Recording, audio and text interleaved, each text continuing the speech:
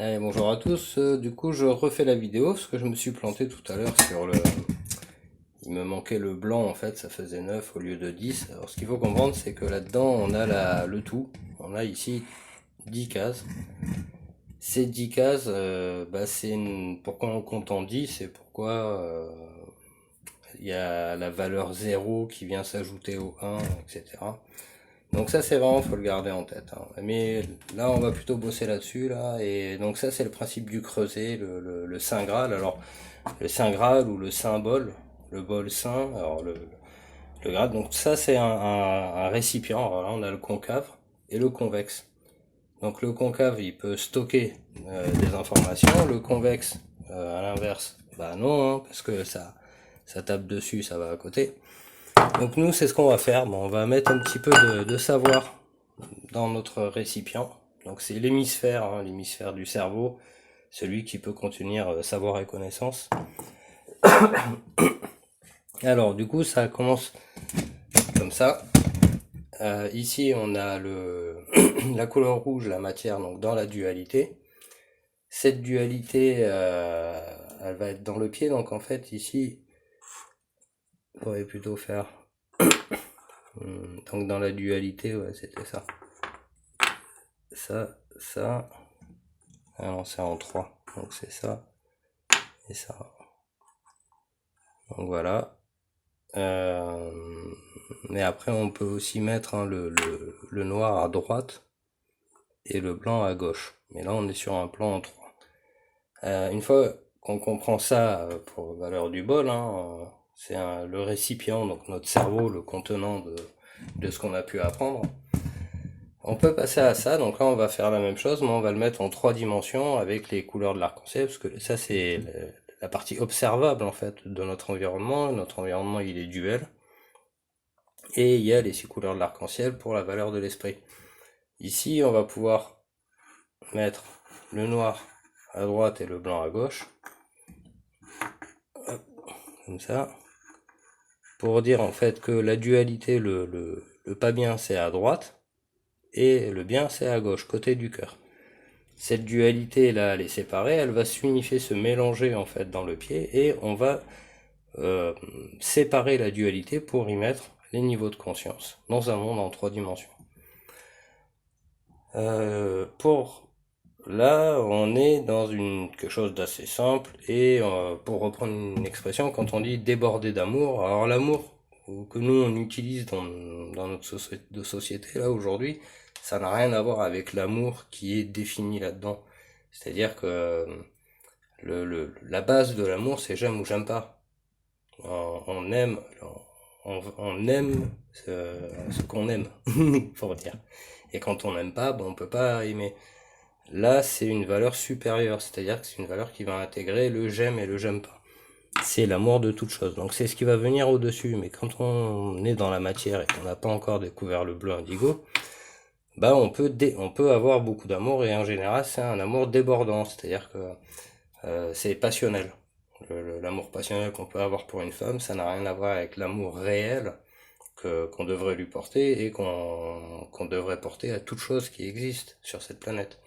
C'est une autre valeur. Alors il y a l'amour, évidemment, ça nous montre le chemin.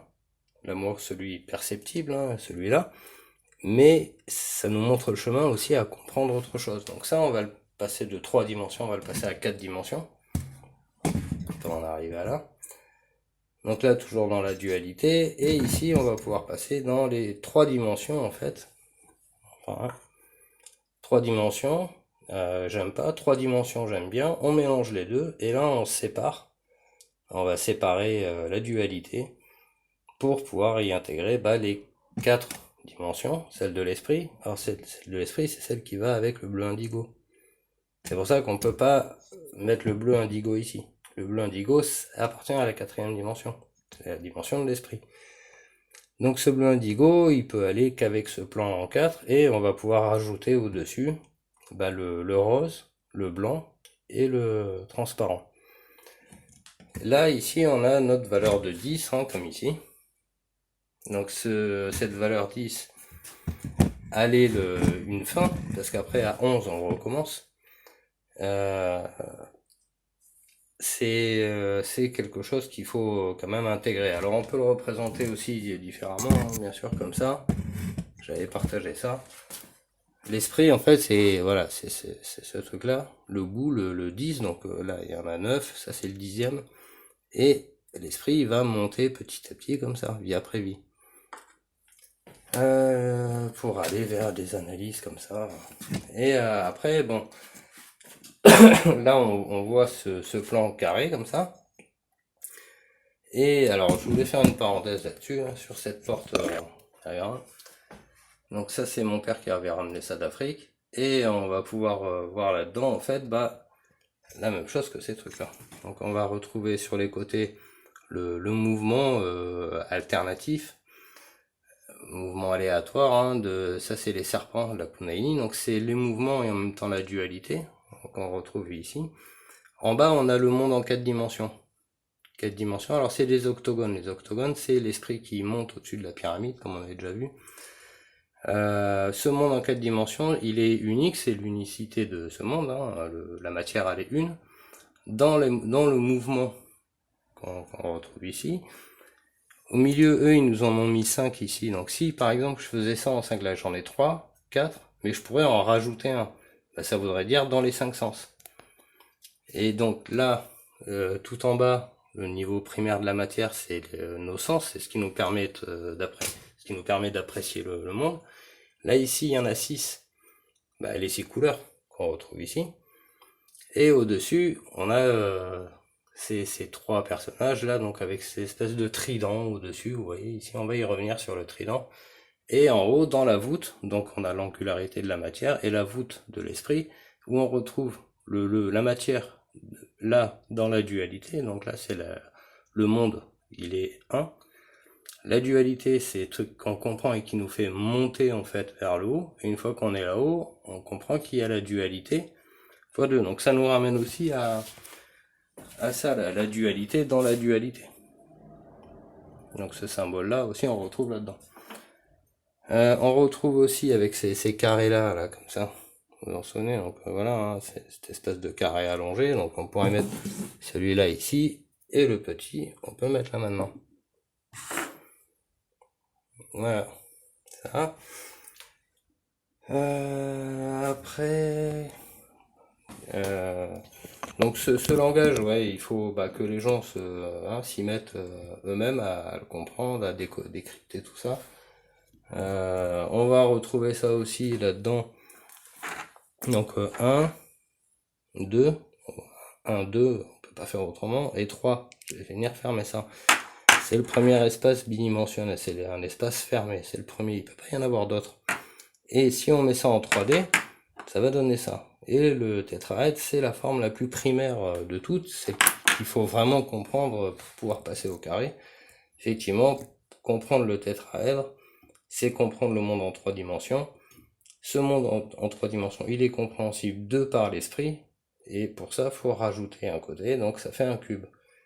Il y a une logique derrière tout ça, mais après on peut aussi aller là-dessus, ça vous l'avez déjà vu. Donc là on va retrouver la pyramide, l'opposé de ce modèle-là c'est celui-là, donc ça c'est la base pour construire l'octaèdre ou la ruche, la fameuse ruche.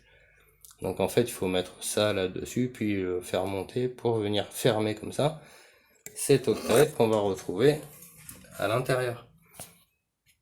À l'intérieur, il y a un octaèdre, enfin un octaèdre, il y a la ruche, et à l'intérieur de la ruche, il y a l'octaèdre en jaune, là, ici, et après il passe en vert, parce que l'octaèdre, c'est l'esprit, alors en fait ça c'est la matière, ça c'est la matière, en orange c'est l'âme, et au milieu, l'octaèdre, c'est l'esprit qui va monter, monter, monter, et aller dans la coupole, comprendre. Donc là on a un rond au-dessus d'un carré. Fameuse histoire de rocher là, qu'on voit souvent. Donc ça aussi c'est un des chemins. Là on a un autre chemin, parce qu'il y a plusieurs chemins à faire. Il y a le chemin dans les tétraèdres, dans les triangles, le chemin sur le papier, en papier stylo, en 2 dimensions, le chemin dans les cubes, on comprend les coupes, on comprend les dégradés, puis après on va assembler tout ça dans ces carrés-là par exemple, ou dans celui-là. Alors il faudrait que je fasse toutes les étapes les unes après les autres, ce serait bien, mais il faut il me faut des cubes, hein, j'ai plus de cubes. Donc voilà, le principe du creuset, le compte par 10, donc ça c'est le côté miroir en fait, hein, quand on regarde en bas, ici on en a 10, donc c'est un côté de ma main, mais l'autre côté de ma main, lui aussi il a une valeur de 10, en fait, il existe. Et ça c'est un niveau de, voilà, il faut comprendre, ça c'est le monde dans lequel je vois, que je perçois, et derrière, l'autre côté, de toute chose, hein, toute chose a un envers. C'est d'une manière ou d'une autre, hein, on pourrait même aller de l'autre côté de la planète, ce sera l'envers de notre monde. Voilà, alors après, qu'est-ce que je pourrais dire de plus? Ah oui, le trident, pour revenir à cette histoire de trident, là. Hop, on prend ça, et en fait, là, on a quelque chose de bien vrai, hein, bien réel, le monde en 3 dimensions. J'aime pas, on peut le voir ici. Et si on voulait alors du coup cacher un peu tout ça, bah c'est simple. On enlève ça. On enlève ça. Donc dans la symbolique, on voit bien, on laisse la dualité autour et au milieu, on va venir enfermer les niveaux de conscience. Ici, on reprend, on alterne et on va retrouver le manche. Donc là, voilà, on a le trident de Poséidon. Donc la symbolique, elle est très forte, hein, c'est pas là pour rien tout ça. Dans la représentation du trident, on peut des fois avoir la pointe du milieu un peu plus basse. Ben, c'est normal parce que ça c'est de l'imatière. Et on peut donc l'enlever, ça contredit pas, hein, parce que c'est vraiment ça, faut vraiment comprendre que c'est la partie immatérielle qui existe dans la matière. Il faut le reconnaître pour pouvoir aller plus loin. D'ailleurs, c'est pour ça qu'après, il y a le bleu indigo qui vient s'intercaler entre les deux. Parce qu'une fois qu'on a compris, on considère le violet encore au-dessus de notre esprit d'analyse. Donc, on pourrait faire ça, mais s'ils veulent nous enlever l'esprit, ben, ça ferait ça. Mais à l'inverse, ils pourraient aussi le dessiner comme ça. Hop, avec le transparent tout en haut, en disant, eux, ils ont la connaissance. C'est quand si vous voyez des dessins en fait avec le trident avec la pointe au dessus, bah c'est que le mec il connaît ce truc là. S'il met la pointe au dessus, c'est que dans l'information qu'il est en train de transmettre, et bah c'est caché en fait. Donc voilà, on peut rajouter ça bien sûr et ça nous donne le trident. Donc ces deux là, ça c'est le tout, ça c'est l'amour. Dans le trident il n'y a pas beaucoup d'amour. Donc voilà, dans la symbolique, il y a bien le trident. C'est aussi du langage carré, le langage cube. C'est le trident au carré, donc on comprend pourquoi il y a le manche. Tout ça, c'est de la géométrie sacrée. Il n'y a pas de hasard. Il n'y a absolument pas de hasard entre le 3 dimensions, le 4 dimensions qui permettent de rajouter ça. Et une fois qu'on fait mumuse avec tous ces trucs-là, on peut arriver à ce genre de choses, quoi. Voilà. Sur ce, j'ai pas plus à dire. Je vais arrêter là et vous souhaiter une bonne soirée. Au revoir.